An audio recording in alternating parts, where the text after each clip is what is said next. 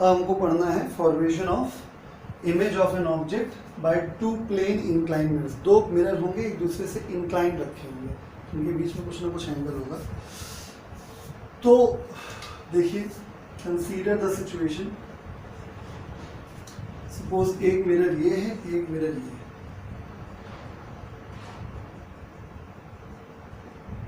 पहला mirror M1, दूसरा mirror M2 और थीटा इज द एंगल, ठीक है। और यहाँ कहीं भी इसकी रेंज में कहीं भी ये ऑब्जेक्ट रखा हो सकता है। तो कैसे कैलकुलेट करेंगे? या तो आप ये डायग्राम बनाइए जो कि बहुत टेढ़ा काम होगा आपके लिए, ठीक है। अदरवाइज मेरे पास एक टेक्निक है, जुगाड़ है, ठीक है, और उसका एक फ्लो चार्ट है, वो आप बना लीजिए, ठीक है, याद कर लीजिए तो आपको बहुत आसान हो जाएगा। मैं बना देता हूँ, ठीक है। याद रखेंगे M1 M2 are two plane mirrors, O is the object which is in the field of these two mirrors, theta is angle between these two। और अब हम फ्लो चार्ट बनाने जा रहे हैं, ठीक है।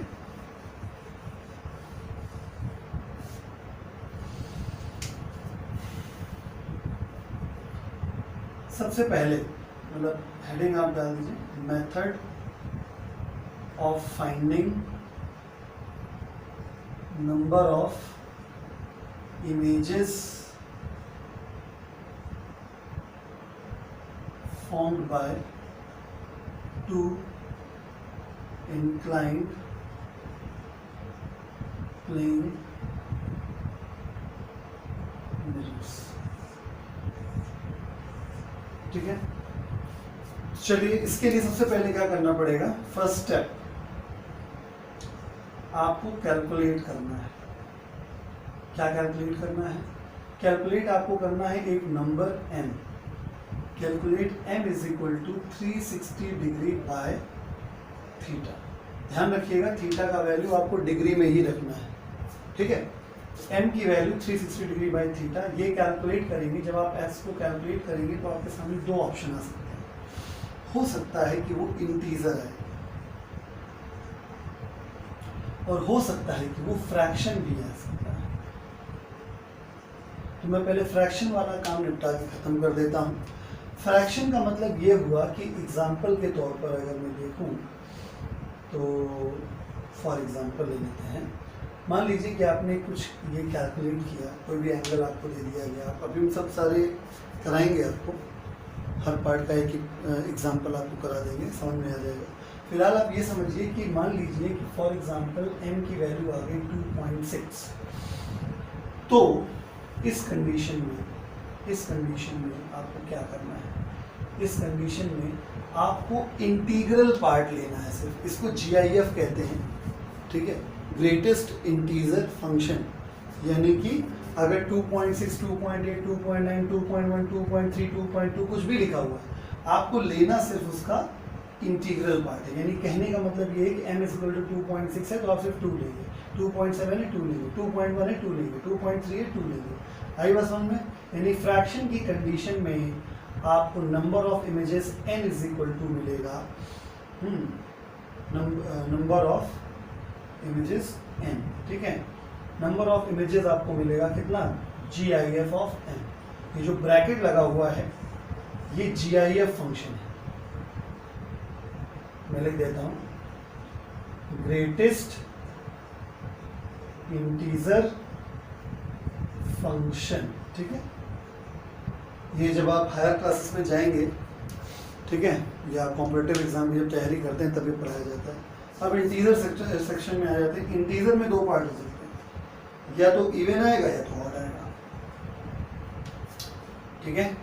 या तो इवन आया और या तो ऑड आया, ठीक है। तो इवन में सिर्फ एक ही केस है, ठीक है। इवन अगर आया, m की वैल्यू अगर इवन आ गई तो इस सिचुएशन में number of images equal to m ही लिख देना है, m माइनस n। ये फॉर्मूला है। अगर डिवाइड करने से इवन नंबर आता है, यानी m की वैल्यू अगर इवन आ जाती है, ठीक है, तो आप formula n is equal to m minus 1 लगाएंगे। ऑड अगर आया तो यहाँ पे फिर से दो रास्ते खुल गए। ऑड अगर आया तो फिर से दो रास्ते खुल जाते हैं, ठीक है। अगर ऑब्जेक्ट सिमेट्रिकली रखा हो, सिमेट्रिकली मतलब बताता हूँ मैं, जो थीटा एंगल था दोनों मिरर के बीच का, उसका एंगल बाइसेक्टर ड्रॉ करिए। अगर एंगल बाइसेक्टर में ऑब्जेक्ट रखा हुआ है, अगर ऑब्जेक्ट की पोजीशन एंगल बाइसेक्टर पे आ रही है, लाइन जो बनाई जा रही है एंगल बाइसेक्टर वाली, अगर उस पे आ रही है तो उसको बोलते हैं ऑब्जेक्ट इज सिमेट्रिकली प्लेस्ड। और अगर एंगल बाइसेक्टर पे नहीं आ रही तो कहते हैं ऑब्जेक्ट इज एसिमेट्रिकली प्लेस्ड, ठीक है। मैं एग्जांपल भी दूंगा आपको, ठीक है। तो पहला है, if object is placed symmetrically, object is placed symmetrically, जब सिमेट्रिकली प्लेस होगा, ठीक है, उस कंडीशन में आपको n-1 कर देना है। n इज इक्वल टू जो भी m आया है उसमें से एक कम कर देना है, ये फॉर्मूला है, मतलब मैं यहाँ बना के लिख लूँ, n is equal to m-1, यानी सिमेट्रिकल, ऑड में सिमेट्रिकल वाला केस और इवन वाला केस सेम आंसर देता है, ठीक है। अभी आपको याद हो जाएगा ऑटोमेटिकली। और इफ ऑब्जेक्ट इज प्लेस्ड एसिमेट्रिकली, अगर एसिमेट्रिकली रखा गया है, ठीक है, इस सिचुएशन में n की वैल्यू m के ही बराबर है। तो एक तरीके से फ्रैक्शन और ऑड का एसिमेट्रिकली, और दूसरे तरीके से इवन और ऑड का सिमेट्रिकली वाला केस के फॉर्मूले सेम होते हैं। अब आपको एग्जाम्पल की हेल्प से हम आपको बता देते हैं सारे केसेस, ठीक है। मतलब 4 एग्जाम्पल मैं आपको दे दूं।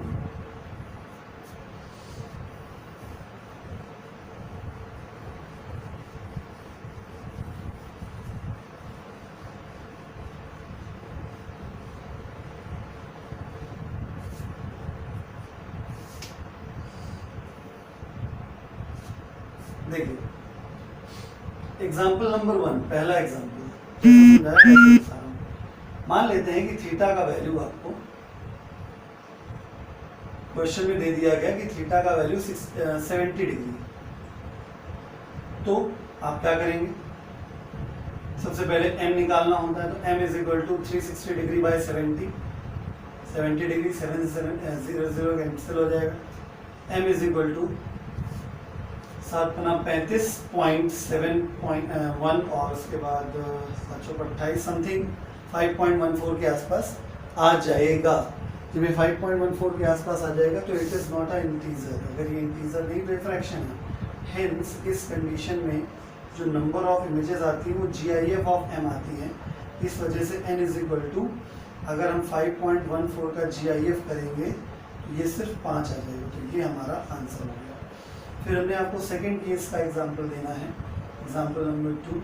मान लीजिए क्वेश्चन में आपको थीटा का वैल्यू इस तरीके से दे दिया जाए कि आपका इवन आ जाए, यानी मान लीजिए 60 डिग्री ही दे दिया मैंने, ठीक है। तो इस केस में पहला स्टेप तो m is equal to 360 degree by 60 degree करना पड़ेगा। ये कैंसिल कर देंगे तो 6 आ जाएगा जो कि इंटीजर है, ठीक है। और इंटीजर होने के बाद वो एक इवन इंटीजर है, ठीक है। तो इंटीजर आने के बाद अगला स्टेप होता है कि इवन है कि और, तो पता चला इवन है, ठीक है। तो m is equal to 6 which is integer, वो भी इवन। हेंस इवन वाले केस में क्या होता है, n की वैल्यू m-1 हो जाती है। n इज इक्वल टू 6 - 1 यानी n इक्वल टू 9। ये मत समझना कि हमेशा 5 ही आता है, ठीक है। ये दूसरा एग्जांपल हुआ। तीसरा केस, जब इंटीजर में ऑड आए लेकिन एसिमेट्रिकली प्लेस कर दिया जाए, तो ऑड कब आएगा, कोई एंगल ढूंढिए जिसमें ऑड आता हो।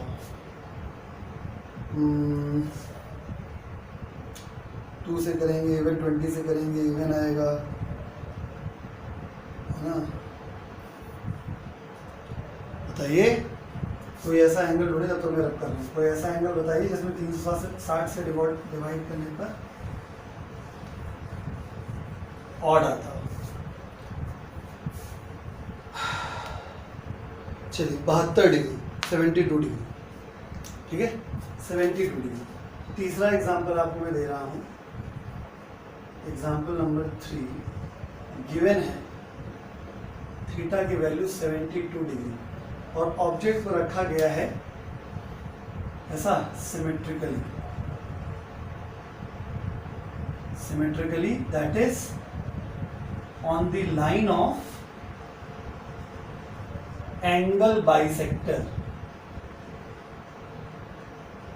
ऑफ थीटा, थीटा के एंगल बाइसेक्टर। मतलब अगर मैं एग्जांपल के थ्रू समझाऊं तो ऐसे समझिए, ये दो मिरर हैं, उनके बीच का ये angle theta is equal to 72 degree है और ये गया हमारा angle bisector, this is angle bisector, ठीक है। और हमारा ऑब्जेक्ट मान लीजिए यहाँ पे रखा हुआ। एंगल बाइसेक्टर ऐसा होता है जो एंगल को दो पार्ट में डिवाइड कर देता है, ठीक है। अब हम क्या करेंगे नाउ, क्योंकि m बराबर होता है 360 बटे थीटा यानी 72, तो m इज इक्वल टू आ गया 5, ठीक है। 360/72 5 आ गया। 5 जो है वो इंटीजर है और वो ऑड है। इंटीजर होने पर देखा जाता है इवन है कि ऑड है, फिर इवन ऑड होने पर अगर ऑड आता है तो ये देखा जाता है कि सिमेट्रिक है कि एसिमेट्रिक है। ऑड में भी ये सिमेट्रिक केस वाला केस है, सिमेट्रिक वाले केस में है, इसलिए n is equal to formula जो लगेगा m-1 लगेगा। कितना आ गया ये 5 - 1 इज इक्वल टू 4, ये आपका आंसर आ गया इस केस में। इसी को मैं एग्जांपल 4 में कन्वर्ट कर दूंगा। एग्जांपल 4 सब कुछ वही है लेकिन एसिमेट्रिकली हो गया, दैट इज अदर देन, इस लाइन को छोड़ के कहीं पे रखा हो, मान लो यहाँ रखा है। इस सिचुएशन में सब कुछ यही है लेकिन अभी एसिमेट्रिक का केस हो गया। एसिमेट्रिक के केस में n m के ही बराबर आता है, यानी आंसर आपका 5 का 5 ही आ जाएगा, ठीक है, ओके। अब एक स्पेशल केस है, मान लीजिए कि अगर दोनों मिरर्स आपस में कैसे हो, पैरेलल हो।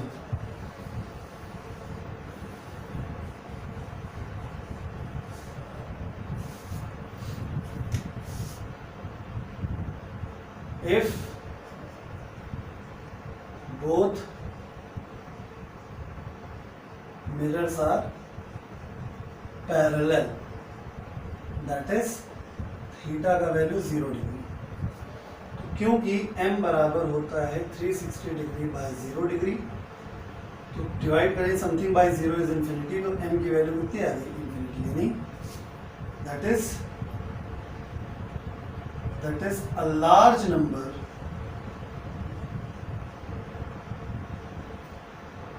of images will be formed। बहुत सारे, इतनी ज़्यादा कि मतलब थोड़ा सा काउंट करने में दिक्कत। इन्फिनिटी का मतलब कभी कभी लोग गलत समझ लेते हैं। इन्फिनिटी का मतलब होता है विच इज़ नॉट फाइनाइट, जिसको हम लोग फिलहाल कैलकुलेट नहीं कर पा रहे हैं, यानी संख्या में इतना ज़्यादा है, ठीक है। तो यहाँ पे नंबर ऑफ इमेजेस इन्फिनाइट आने का मतलब है, ठीक है, m इन्फिनाइट आने का मतलब है कि इसमें हम एक जोड़ दें या घटा दें कोई फर्क नहीं पड़ता। इन्फिनाइट मतलब लार्ज नंबर, बहुत सारे, ठीक है।